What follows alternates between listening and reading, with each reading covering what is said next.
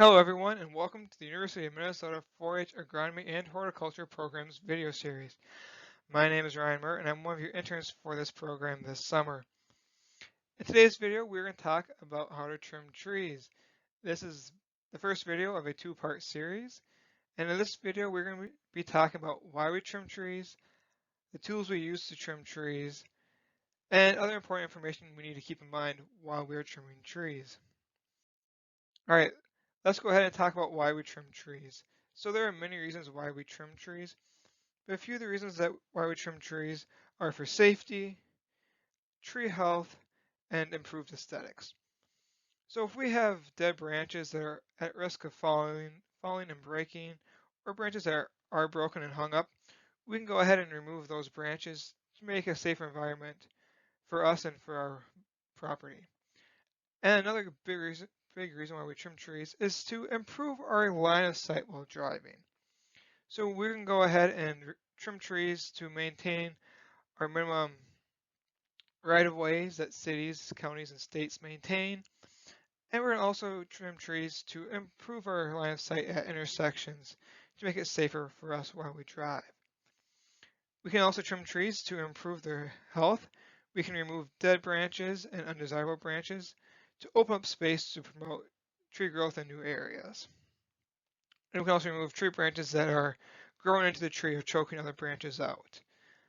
So by removing those, we promote tree health. And another reason why we trim trees is to just improve the aesthetics of the tree. So dead branches are not very fun to look at, so we can remove those to improve the aesthetics. And we can also trim trees to either maintain or create a certain shape that we deem more desirable. All right, let's talk about some tools that we use to trim trees. Some tools we use are chainsaws, pole saws, loppers, hacksaws, and handsaws. So let's go ahead and talk about chainsaws first, as we see in this picture. Just a note, please don't use a chainsaw unless you've obtained official certification and training on how to use a chainsaw. Chainsaws are very dangerous, so we want to make sure that we are safe and we know how to properly use a chainsaw before we use one. So chainsaws are nice. They do a lot of work for us. We can cut large diameters, branches, or tree trunks really quickly, really fast, with relatively little human effort. So they're nice in that sense. However, when they cut through the branch, they tend to leave a rough surface behind, which really impairs the tree's healing of the area that we just cut. Also, when we trim branches, the heat from the bar and the chain tends to burn the branch and the tree, which can hinder the regrowth and healing process, which can lead to more diseases and other possible problems. Another tool we have is right here is a pole saw. We both have manual powered pole saws and powered pole saws. Everything I talked about in chainsaws applies to powered pole saws.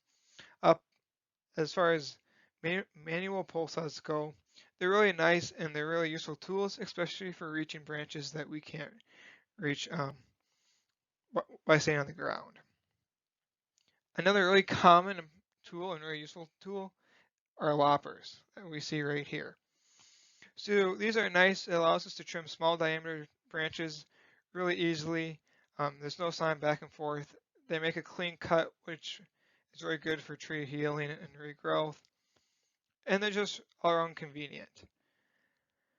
The next tool we have is a hacksaw, like we see over here in this picture. We can use this saw. It's better to use this saw for dead branches, I find. The blade tends to rough up the wood of the branch and the tree itself, and that just doesn't, allow for the best healing of that branch. But they are very useful and they do cut really quickly. And another tool we have is a handsaw. I really like this tool as well.